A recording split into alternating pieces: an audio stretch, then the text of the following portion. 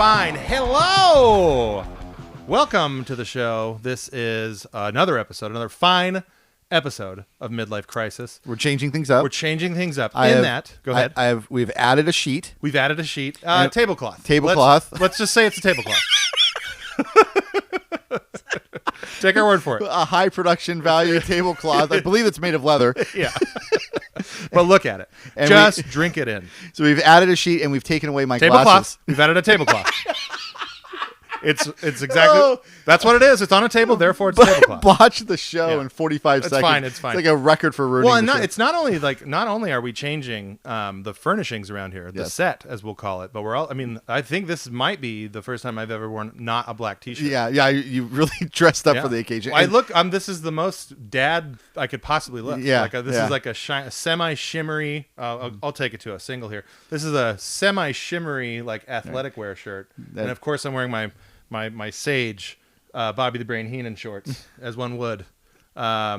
We figured, look, new tablecloth, definitely not a sheet. Class it up. Yeah, class it up. Definitely not a sheet. It's a tablecloth, and maybe I'll wear another color aside from black. And my glasses have come off, so everything's new. All you're doing is you're just sharing the world those baby grays, baby greens, hazel, what, blues, hazels, something in there, some permutation of those. But it's a good look on you. It's fine. You still look professional, even though you don't have the spectacles to belie such a thing. But today's episode is going to be, in fact, here we go, a grab bag. That's right, a grab bag. And by that I mean we're not super prepared to do this show today. But I had some things I wanted to get off my chest, Uncle Bob Bear. Okay. Let me ask you a question real quick. What game are you playing right now? None. That's cool. So I'm playing Zelda, and I think we kind of have to talk about Zelda a little bit. Do we have to talk about Zelda? It's the biggest game in the world right now. Oh, it is? Yeah, it might be. So now I know that you, for work-related reasons, whatever reasons that they are, reasons that I know you wouldn't be hurting yourself like this to delay the playing of such a thing that you've looked forward to. But them's the facts, and you haven't been able to get started on it. Whereas I think I have put in, I want to say somewhere around 40 to 50 hours so far. All right, I'm going to vent very quickly. Please do. So we both pre-ordered it. Yep. And your pre-order, I think, came a little late, didn't it? Please 1 minute. Please 1 minute here. This is very important stuff. Nothing like dead air. That's fine. I can carry the show by myself. 100%. Did I pre-order it? You fucking tell me. What's that? That's a wall scroll, Daddy. That actually is. That's a wall scroll. That is better than my pre-order. Yeah. Oh, you got the print. I got the print, which did come in the mail, also to mock me because I haven't played the game yet. It looks cool. It's not as cool as a wall scroll. Wall scroll is awesome. Wall scroll is the way to go. Every single time, every time. So we're in a chat with another guy. Everybody's talking about getting the game. Everybody's excited about the game. Yep. And then I end up having some work to do, so I can't play the friggin' game. Then I've got family commitments, so I can't play the friggin' game. Then this week happens, so I still cannot play the friggin' game.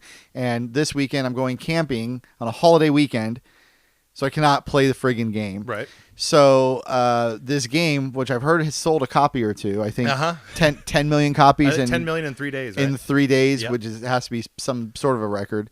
I'm not able to play, and I'm becoming increasingly confident that it's going to be like a Snape kills Dumbledore thing, in that by the time I get around to playing it, whatever spoilers are there are going to be revealed to me, and it's just going to dampen the whole experience. Well, I will assure you, I'm in the ways I'm going to describe this game, I'm not going to spoil anything. So I'm just going to give you my take overall so far, being that I think I'm more than halfway done with it.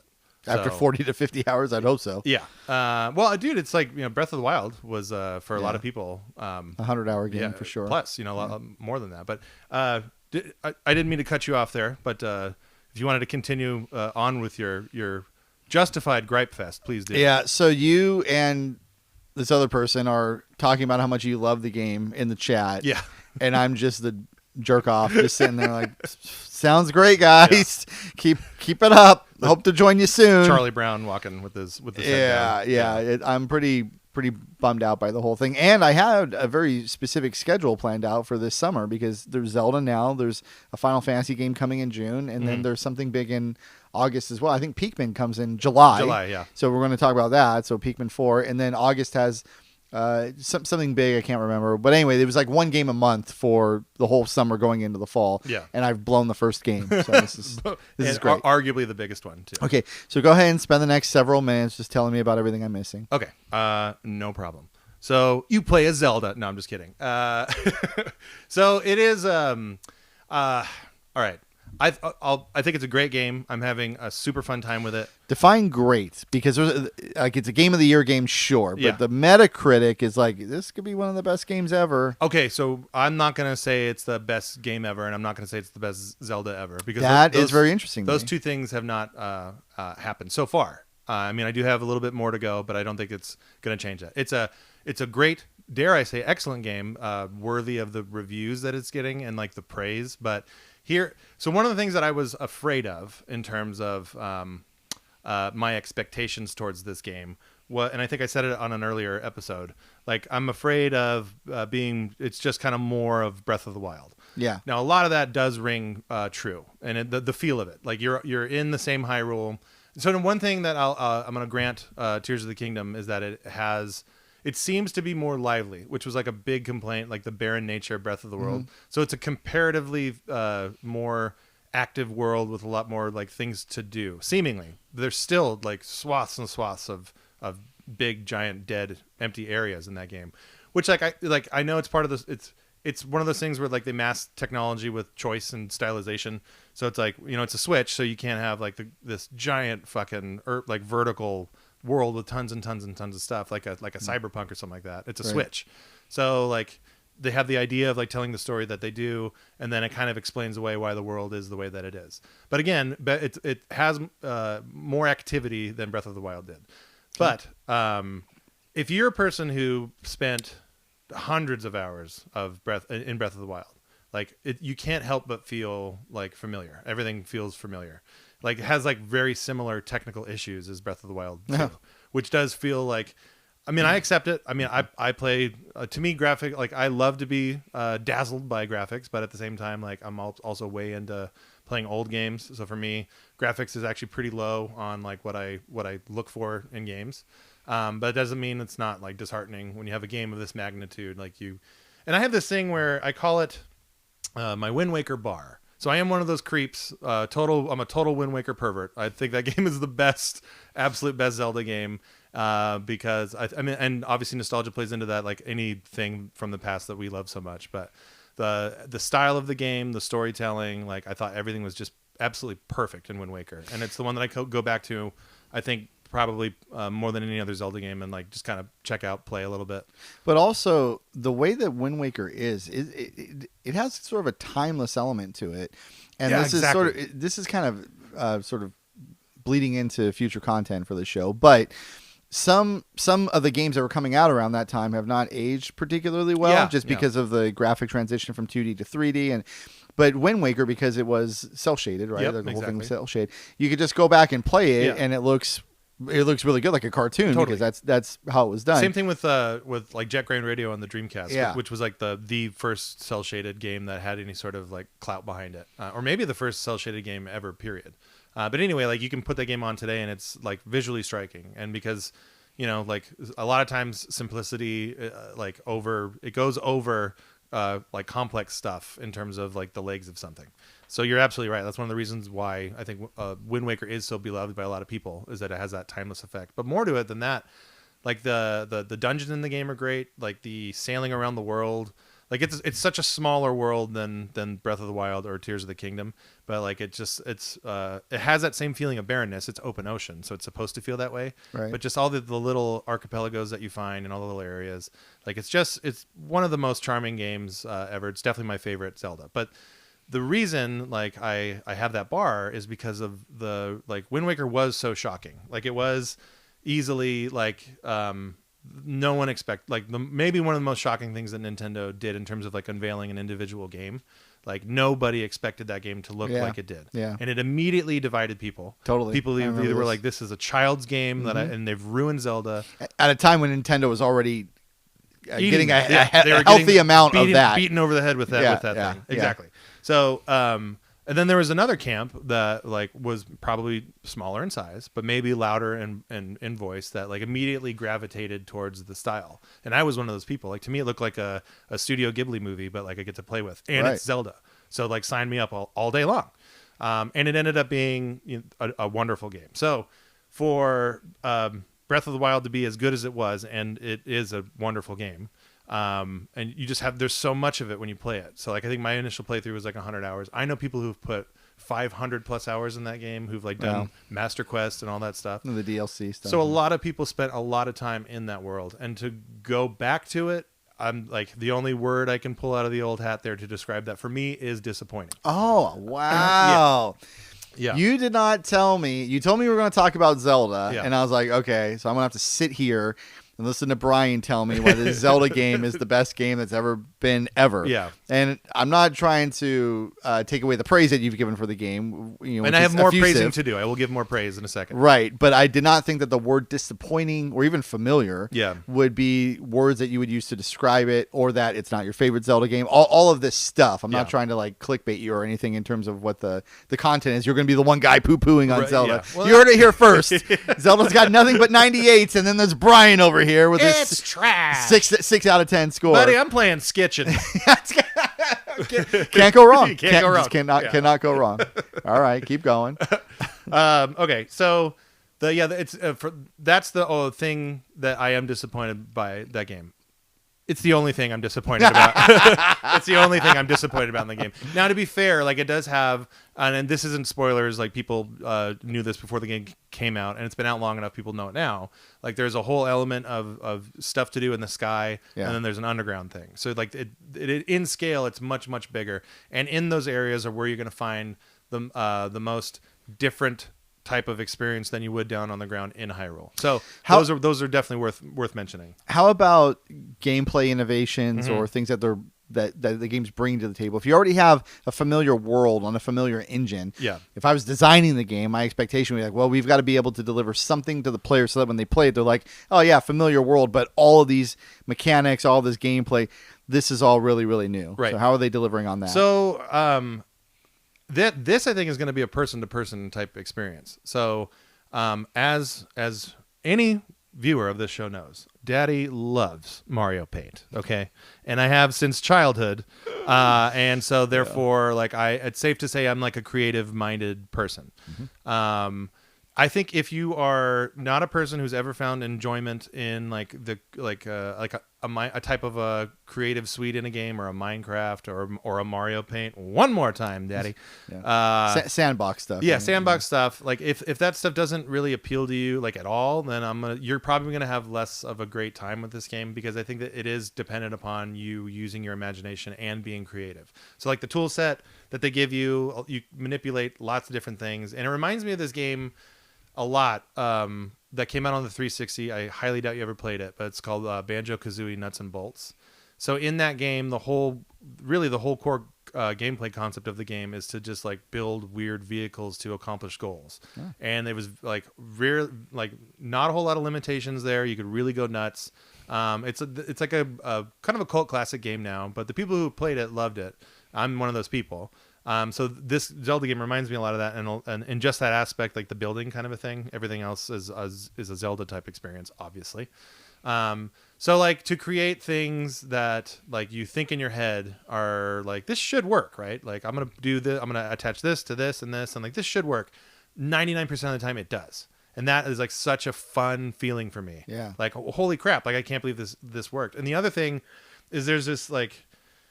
It's a game where it feels like handcuffs are completely removed. And for a Nintendo game, for a Zelda game to do that is like really, I guess there's kind of your Wind Waker shock, although it's not as like, to me, it's not as like impactful.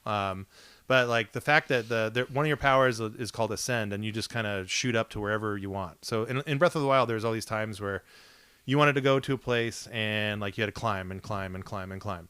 Well, with this tool, like if you're in a cave and you need to get to the top of a mountain, like you just use this power and you swim through rocks and you're there, and it feels like cheating. Like it feels like a debug mode. That's awesome. But it is in like it's literally like them being like, here are our puzzles, and here is all these different ways that these puzzles can be solved, and now it's kind of up to you. Here you go, have fun. And in that regard, that's the most successful thing about the game is that. But again, I think it really does boil down to, like, if you're a person who, and obviously there's nothing wrong with this at all. Like if you're a person that just wants to sit down and play through an experience, watch a movie, whatever it is, that's cool. And I think that's also there in this game. But I just think you're going to get a lot more out of this game if you are like an imaginative, creative type person. Right. Even just slightly, like even if you're just like you're not going to sit here and paint me a beautiful oil painting, but I know you're not like completely like bereft of creative thought. I feel like the way you're describing this, I'm going to give this game a 4 out of 10 is what's going to happen. The game is dumb. It wants me to do stuff. Yeah. I've got all these tools. I don't know. Just tell me what to do. So that there is an element of that, like, to be honest, like there is, like when you walk into like a part of a dungeon and like, so the semi-spoilery here, I don't know if you've been following. I doubt you have because you're trying to keep it limiting. But a lot of people online kind of get frustrated with this system, and they just say, "Well, fuck it. I'm just going to build as long of a bridge as possible to get to where I need to go," and that's perfectly fine. Like if you want to just not think about it and get to where you want to go, like from point A to point B, and the tools are there at your disposal. A lot of times they are. You'll go to a room where there's like tons of these like kind of planks that you can attach and stick together. And so you can do that. You can be like, well, no, I don't want to think right now. So here's world's longest bridge. Awesome. Okay, so this game's going to be like a 9 out of 10 for me. You're back. So yeah, I think in closing, and we'll move on deeper into the grab bag. But in closing, I'm having the time of my life with this game. I do wish it had more of that Wind Waker impact. And lastly, I will say I can't help but feel disappointed that it doesn't have that kind of a visual change, or at the very least, like, and okay, to say at the very least, like, this game's huge and it took years to make, and like I understand that it's not lost on me. Right. So like to do what I'm about to say they should have done, probably an impossible task in the short term. But it, like, if they would have given you this game in like a whole new environment, whole new world, like, it would have been awesome. So it does have that Majora's Mask to Ocarina of Time feel to it, where it does feel very familiar. But then at least like with Majora's Mask, like you never played Majora's Mask, I assume. No. Okay. I did play Ocarina. I did not play Majora's Mask. Okay. So Majora's Mask like looks very, very similar to Ocarina of Time. Same engine, same everything. But the gameplay is like so vastly different from any other Zelda game ever. But especially compared to Ocarina of Time, like that's where that game was different. And I don't think that there is as much of that difference in a game that's using the same engine and is more or less like it's supposed to be a sequel to Breath of the Wild. Like that, there's no hiding that. Like you're in the same world. They reference things that happen in Breath of the Wild. It's like a direct sequel in the same way that Majora's Mask was a direct sequel to Ocarina of Time. Oh, what a good comparison that. I didn't, how stupid of me. I didn't put that together. Well, I mean, that's the they've thing, done like, this before. People who have complained about this, they've done this before. So there's a precedent to do it. And like, but that doesn't mean like you shouldn't complain about it, because I think everyone would agree, like, if they could have, and that's the thing, is I don't think they could have from a technical standpoint and on the timetable. Like the only way that they could have done this is if they held the game back the years for like a new system, which like then no one wins, because this is a great game, and like regardless of the feeling of familiarity, like I'm glad it's out now so that I can play it versus having to wait 4 or 5 more years to play another Zelda game. How about the story? Not that Zelda's more known for its lore than its story. Yes, but perfect. That's how you say that. Yes. But how are you handling the story? So I was never really wowed by Breath of the Wild's story, although like there is something to be said that was the first game to like have voice acting and like try to tell more of a story. It was really, for me, kind of forgettable. Like I didn't really remember much of it, and I haven't touched Breath of the Wild in a long time. Like, and that was, I got other things to do. Like I play games, right? So, but I know a lot of people would go back to Breath of the Wild a lot. Once I was done with the DLC, I just kind of moved on. Maybe put it on once or twice after that, and that was it. So this is funny because when we talked about Metroid, you talked about the story basically the same way. It's like, yeah, it's there, and I don't know, it's not really memorable. Yeah, but then, you're playing Metroid for different reasons. But the reason why one of many reasons why I love Wind Waker so much is like that did tell a good story, and it wasn't voice acted, and it was presented to you in a more minimal way. But yet I remember it more. Like I remember enjoying it more. So like you can't. That's like an example of like, you know, less is better in some regards.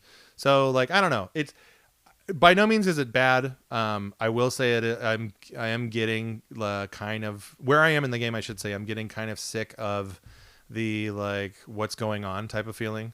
Like it's not immediately the way. So in Breath of the Wild did a similar thing where you had to travel around the map to unlock these movies. It was like one of the things they're doing that again. And when you present a story in that way, where like I'm supposed to go wherever I want and find whatever I want at any time. So like when you do that and you design a game that way and you hide story elements in this way, like you can't help but see the story out of order. Yeah. So you can go back and watch every movie that you unlock in order. But I don't really feel super compelled to do that because the story that they're telling isn't like, it's not knocking my socks off. Let's say that the story of this game does not knock my socks off.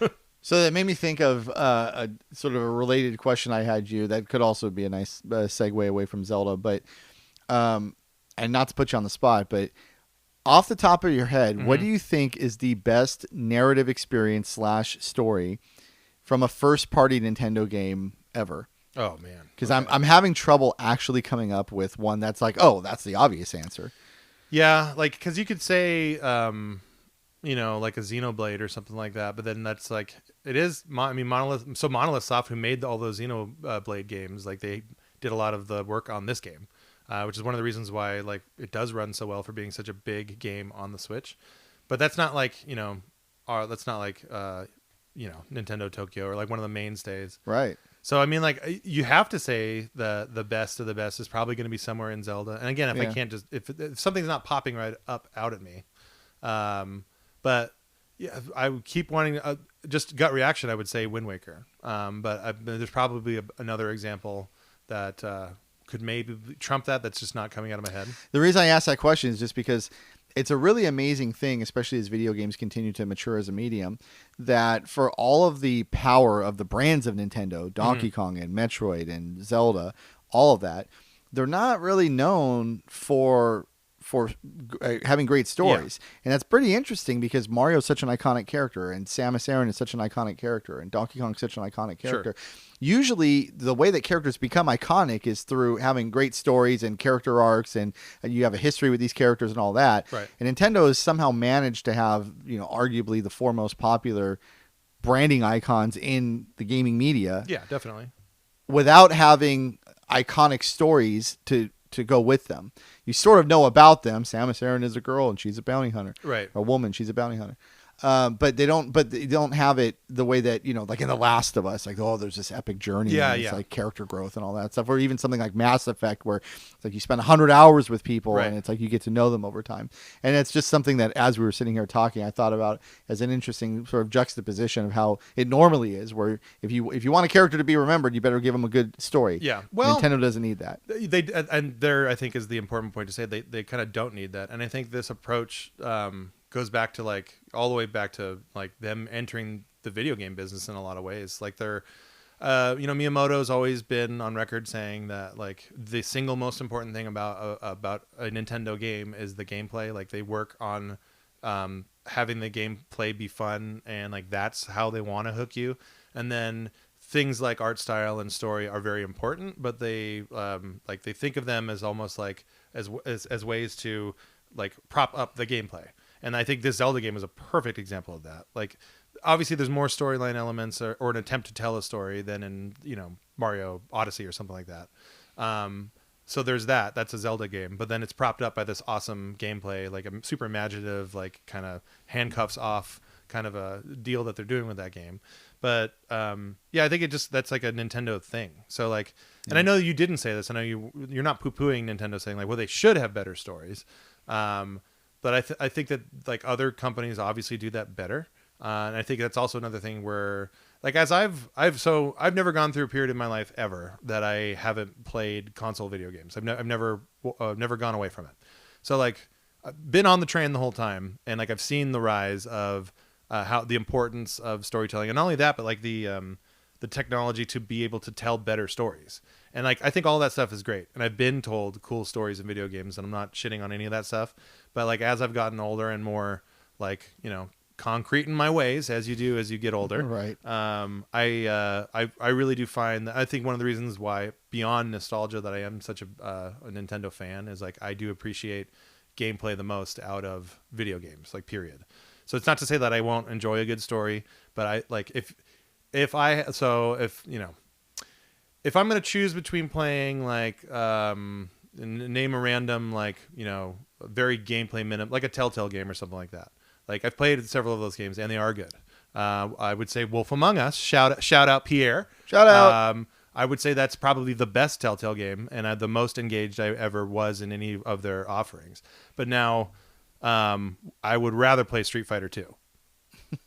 That's obviously a personal opinion. No, but that is the correct comparison between something that's all gameplay in contrast to something that's all narrative. Yeah. So yeah, okay, I get it. So I enjoy both things, but my preference is game. I play video games to play a game and not be told a story. If I want a story, I'll watch a movie or a TV show before I choose to do that in a video game. But I know like that's different nowadays. I think a lot of people like their prime source of being told stories is through video games, and that's totally cool too. It seems like the narrative components of video games are maturing, and they needed to mature because the stories for video games for the first 30 years or so were largely shit. And only in the last 10 years, and really in the last like maybe 5 years, it feels like our certain developers are paying more attention to that in a way that's sort of compelling to the audience. As somebody who's come to the Sony world only in the last 5 years or so, the narrative experiences there with like the Horizon series has been freaking fantastic. Yeah. The Uncharted games before that, particularly Uncharted 4, and then obviously Last of Us and its sequel. It's like there's such a heavy emphasis on narrative there. It was really sort of refreshing to me to see the medium mature in a way where it's like, oh, this is a story that I could show my wife who's not a gamer at all, and she could be into the story. Point. Yeah, that's a super good point. I think having a game like just say Naughty Dog, having a Naughty Dog game I know, right? is actually a really cool thing for couples or for friends to hang out. Like maybe you have like someone who isn't as much of a gamer, like they'll get enjoyment and entertainment from watching you play Last of Us or whatever it is. Yeah, my wife would watch me play those games all the time. Her deal, she loves when I play the Yakuza series. And I played that from beginning, and I just got the newest one finally. And so yeah, like when I play those games, she'll like hang out and watch because they're excellent. They're excellent stories. So it exists. Obviously, it exists. I'm not saying it, and I'm not saying that it doesn't. But yeah, I think that does boil down to like a personal opinion. But let's go further now. Further into the grab bag. Deeper into the grab bag. Deeper into the grab bag. What are you grabbing now? I have a prop. This is, and I bring it up because there's a couple things in here that I want to read. Going back to our VR episode. So first of all, the prop. Let me show this camera real quick. I'm going to cover you up. So this is a issue of GamePro where the cover is gone. January 1994. That's a common thing with these magazines. The covers fall off. This is a 30-year-old magazine. So Let's treat it with respect. But anyway. Important because this is the first issue of GamePro that I ever got as a loyal subscriber. So chubby cherub-faced little Brian got this magazine almost 30 years ago. Not this exact one. Are you going to open us to a certain page, or yeah? Because I'm going to start reading it otherwise. No, I know, and I get it, and that's why I need to like keep a hovering hand over it because I don't want you to destroy this piece of history that I have. So going back to our VR talk, I found this is really funny, but. That's a Socks the Cat video game right there. Big Bill playing a saxophone. Slick there. Willie. Yeah. I should have mounted an over. Well, I said we're not prepared for this episode, but I should have had a little overhead hang camera. Okay, I have made a camera adjustment. I don't care that you see it because those things don't bother me at all. But I will do this. I made reference. There's the Socks the Cat ad, as you can see. Big Bill here playing his saxophone, and that shitty cat that they had in there. This game never came out. Prototypes were released of it, but that never came out ever. But to the meat of the matter, I'm gonna show you the VR thing. So in the episode we talked about our own experiences and stuff and what have you. This is not what I encountered in the wild, but I remember reading about this, obviously, because I had this magazine before. We should probably go open. Ugh. So this is what they were trying to sell us as, the same thing as a lawnmower man, so to speak. In 1994? In 1994. So boom. Take that there. Sega savings. Here. Can we see that? Okay, so... and I'll make this bigger for our old man eyes, if you'll excuse me there. Here we go. So here is a pod that you would sit in. Oh man! And it's like a vehicle looking kind of a thing. Right. And then in you have the driver there has a headset on. I'll pass this to you. Okay. I'll read from it. I'll pass this so you can see it. So this was, and then this is the cutting edge was a feature in this magazine, obviously, where the latest and greatest technologies were to come out. Okay, so. That was the visual element of this. I'm going to read some excerpts now because we can laugh at them and then we can talk about like what has actually happened 30 years after this. So the top reads here, "The gate to virtual reality may soon open in your neighborhood. Visions of Reality has a VR game called Cybergate." So this Irvine, California-based company has a far-ranging vision. So they had an idea to open 50 Vision of Reality family centers across the country. Oh man, that's awesome. There's probably one close to us. Oh, we'll find one. Yeah, for sure. We just gotta get in the car and get there. So the whole idea of this was basically what we have now, which is VR arcades. I actually did a little bit of digging. I could do more on this, and I should, but no one has any of this shit. Like it's and as far as I can tell, like this was all concept and they actually didn't execute it. But, so it's not like stuff was made and then there definitely was something made because they did have a location. And was that thing made? Because let's get that thing. We can afford that. Oh, easy. This was definitely made and it was in an Irvine location where they used it. So the game, I'm trying to find other details on here about Cybergate. Let's see. Again, we are not planned here, and that's fine. Okay, right here. So we mentioned how the technology is the exact same thing as it was 30 years ago. So here, the player will wear a special head-mounted display, or HMD, that contains an electromagnetic sensor, which sends messages to the computer indicating the direction that the user is looking. So obviously accelerometer stuff, that's magnets, same deal. I'm really hoping that somewhere in there it's going to say powered by a next gen 66 megahertz processor. Yeah, I wish it did. I wish it went that technical, but it doesn't. It just talks about how like it works. So stereoscopic 3D in a head mounted display, just like VR is today. But yeah, this was definitely more of like a theme park type of experience. Which is, it's neat. So I'll pass this on to you. I'll vamp while you read the article and look around and stuff. So if you want to pop in there and say anything about it. But yeah, so I got this magazine recently because it's been a bit of a white whale. Where'd you? eBay. Oh, eBay. You bought this? I've been trying this issue off eBay? Dude, I have that's weird. Like that's weird to buy 30-year-old magazines off eBay. Anyway, yeah, I've been wanting to get that one because I'm trying to collect all of 94 and all of 95. And this is one of the more sought after ones because it's like 300 pages. But I'm cool with spending less money. The fact that it doesn't have a cover doesn't bother me in the slightest. But it's so much fun to go back and read that stuff and see like what happened. In the back of the, if you want to mention anything that you're reading there, we can. But there's another thing in that magazine that's about like the PlayStation that I think is really funny. Opening Cybergate. Once you're comfortable in your VR starfighter, you're ready to participate in an epic galactic war. Cybergate is a space adventure set in a distant galaxy. The warlike Patox, P-T-O-X, maybe the P is silent. Potox. Yeah, the warlike I like that enunciation. Potox. It's like Botox. And the industrious Chandri have lost their respective homeworlds. Now each are pitted against each other in an all-out battle for a portal, the Cybergate, which sits at the edge of their solar system and offers the only route to a new world for colonization. I want to play this right now. Yeah. right this second. I mean, look at it though. Like it does look like obviously this is a stupid statement, but if either one of us would have seen that thing in the wild back then, like we would have been like, "This is it. We're gonna go ahead and park it right here for a while." There's a phone number here. We should call this number, and some retired teachers answer the phone. Can you tell us where the virtual reality is, please?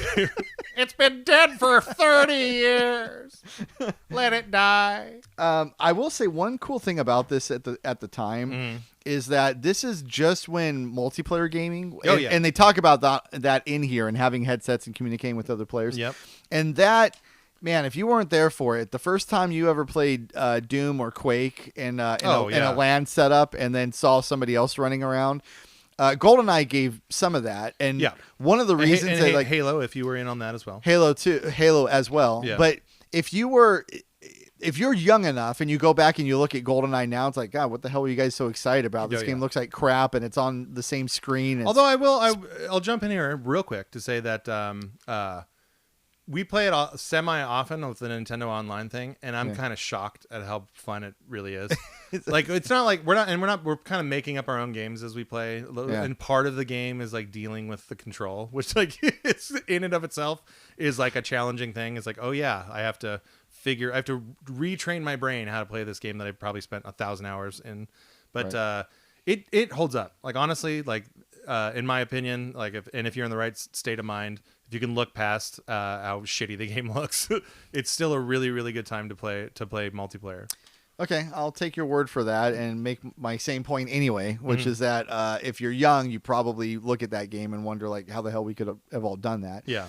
But there really was something incredible about multiplayer gaming like that, and then the next level, of course, is like doing LAN stuff in Quake or Doom, because then you couldn't see the other person's screen, or for a certain segment of people, we'd lug pack up our computers and then travel to each other's houses, and it was like a whole setup.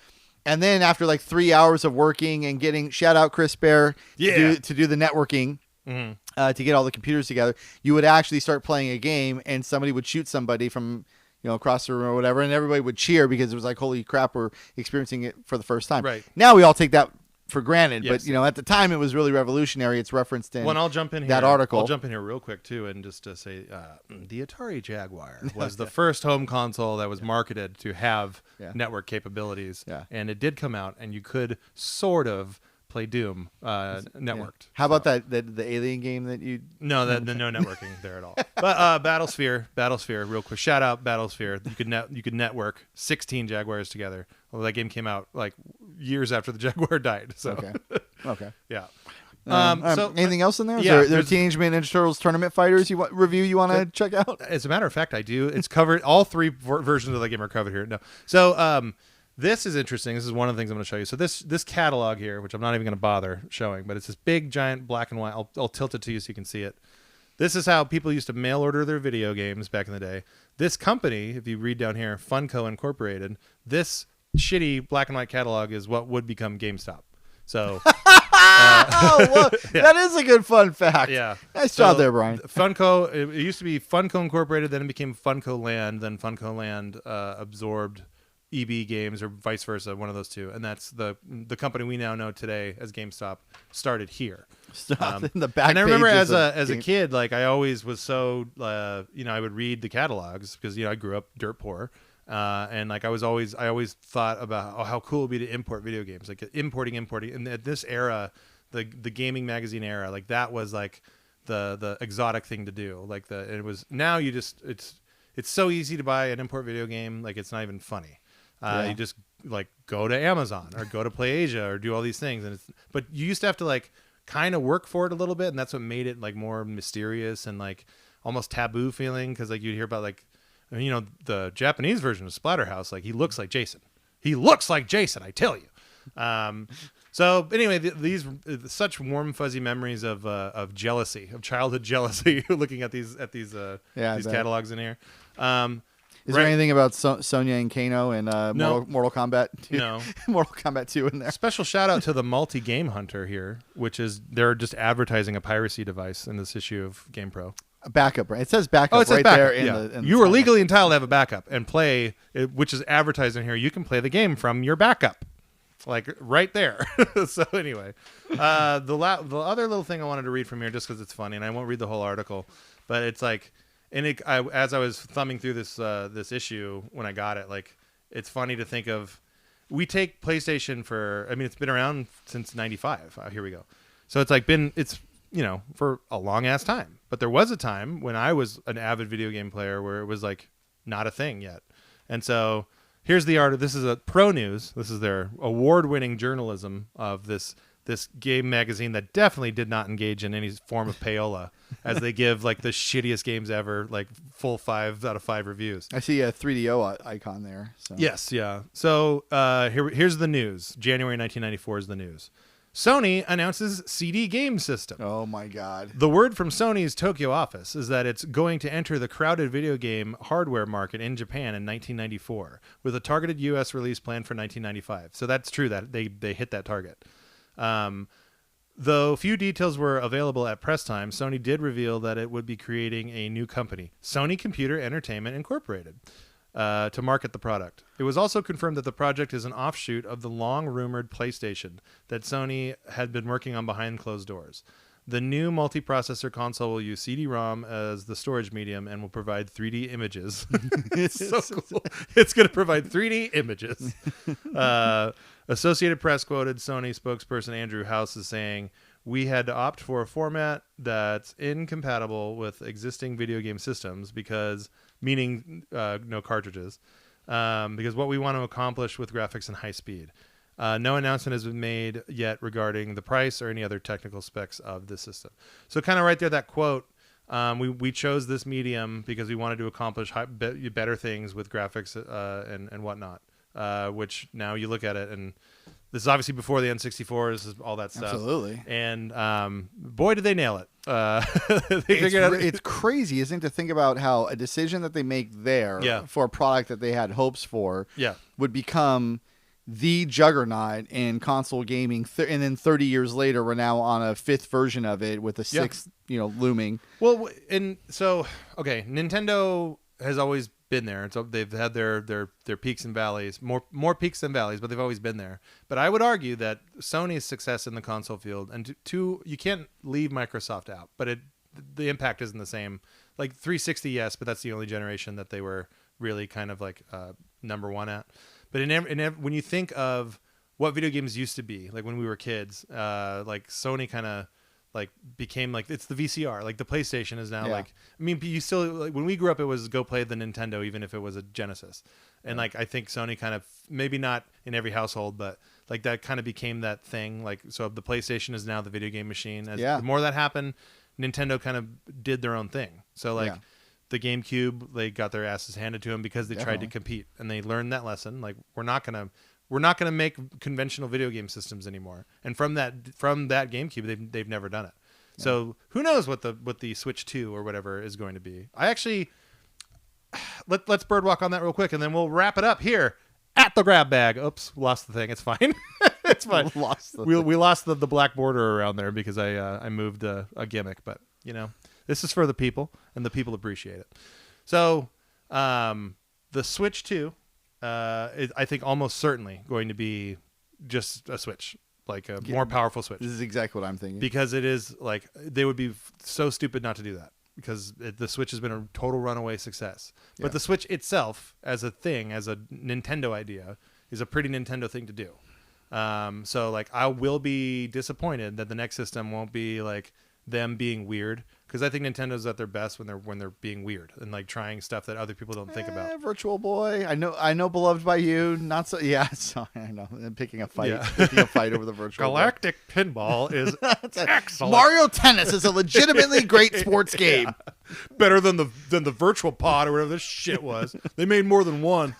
But go on. I think that the Switch 2 is going to be just an improved Switch. Yeah. I read somewhere that the Switch processor was like less than a gigahertz, like 700 megahertz or something like that. Do you know if that's true? It's the Tegra something or other. I don't know the exact specs of it, but I know that it was used, or a chip that's really close to it was used in smartphones around that time. And the fact, but dude, going like Tears of the Kingdom still runs on it, and like, that's the Nintendo magic sauce that they put in there. So you do wonder, though. It's like, wow, if it's been 6 years and they're doing dev kits now or whatever, like what could they really have in a Switch 2? So obviously they're going to keep the OLED screen. It'd be nice to have some HD. I assume that's going to be in there. And then, and at least in handheld mode, I would assume a combination of a larger screen size and a smaller bezel. Probably that. And then it does feel like there's some opportunity with the controller. I'm not creative enough to know exactly what they could do. Not with the Pro controller. That's just the a standard Joy-Con controller. you're talking about. The Joy-Con specifically. Well, let's fix the drift. Okay, so let's they could start there. They could start with that. They could do that. I was a victim of that. And then separately from that, I don't really know. I just think that, especially like Sony has kind of paved the way here with the DualSense controller. Yeah. There's a microphone built into that. You can blow into the damn thing. There's a gyroscope and it's all this stuff. So Nintendo could take some cues, maybe borrow some ideas from that. And Nintendo's creative enough that maybe they could do that. Other than that, though, I don't need anything else. Nintendo did something really, really smart with the Switch by making it portable so you could take it with you. Yeah. And then other than that, they've relied on their incredibly strong brands that we talked about earlier to kind of carry them through. For sure. No problem. I'm happy to go another generation with more Mario games and Donkey Kong games and Metroid games. Sounds great. Just keep feeding them to me. Yeah. With a better, faster processor and a bigger handheld screen, and I'm good, Nintendo. I don't need anything else from you. Yeah, I agree wholeheartedly with all the things that you just said. But yeah, it would be nice if they could just somehow magically be like, here's something weird, and it's also a giant smash hit that's going to sell like 150 million units. But wish in one hand, as they say. Wish in one hand. We'll wrap it up here in our first edition of the Grab Bag, minus the black borders around that Mario Paint art. This was fun. I enjoyed this quite a bit. This stroll down magazine memory lane, and also talking about Zelda. You should probably now look. I know you don't like to follow advice, but if you'll indulge me, and we'll wrap it up here. I think you should maybe play the new Zelda game. Just think about it. I'm going to drop my kids off with you, and then I'm going to play Zelda. And if you tell me I can't do that, then I'm just going to take your old GamePro magazines and I'm going to read them instead. Show over.